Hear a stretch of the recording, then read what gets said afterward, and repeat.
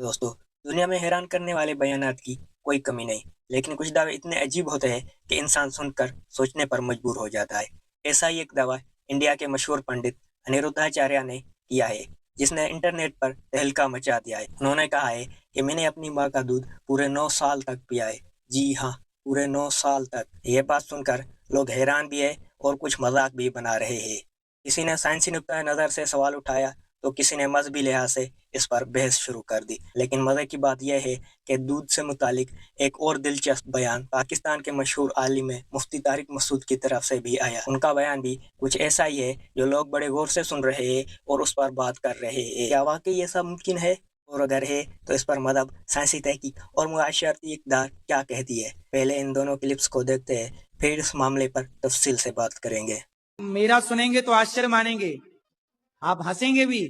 میں 9 سال تک ماں کا دودھ پیا ہوں۔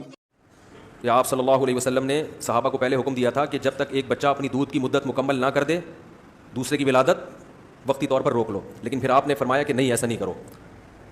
سمجھ میں آ رہی ہے بات؟ اگر حمل ٹھہرتا ہے تو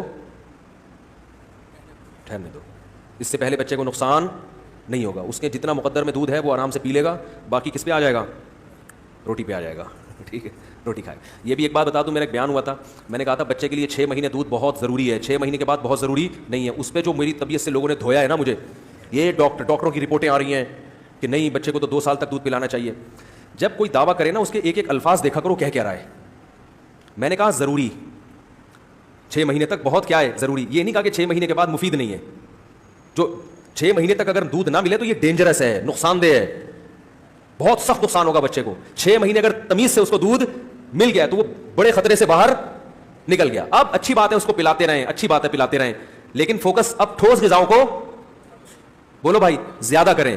مائیں کیا کرتی ہیں کہ دودھ کی ویلیو ان کی نظر میں زیادہ ہوتی ہے تو 6 مہینے کے بعد بھی دودھ ہی پلاتی رہتی ہیں اور بچے کا پیٹ بھرتی رہتی ہیں، جس سے وہ ٹھوس غذا پہ نہیں آتا، اس سے بچہ کمزور ہوتا ہے۔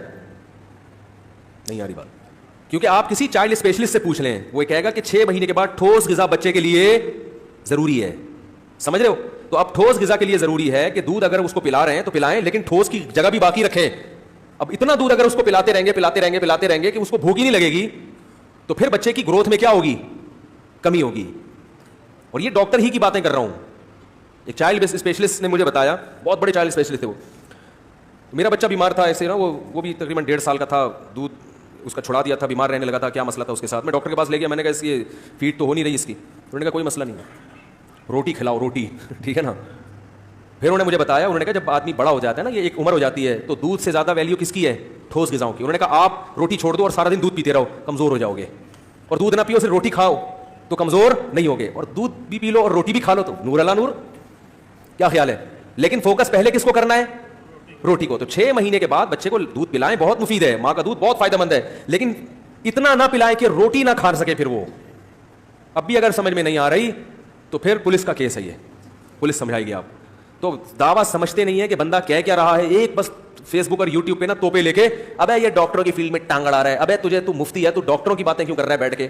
بھائی ایک میرے پاس چینل ہے، لاکھوں لوگوں تک میں اپنی بات پہنچا سکتا ہوں، تو اگر کوئی ڈاکٹروں کی بات بھی ہے اور ڈاکٹروں سے تصدیق شدہ بھی ہے تو اگر مجھے موقع مل رہا ہے تو پھیلانے میں، تو اس میں اور پیسے بھی نہیں لے رہا اس چیز کے میں۔ اور افسوس یہ ہوتا ہے جب کسی ڈاکٹر کا تبصرہ آتا ہے، اس لیے آتا ہے کہ وہ میرا دعویٰ سمجھا ہی نہیں ہوتا کہ میں کیا کہہ رہا ہوں۔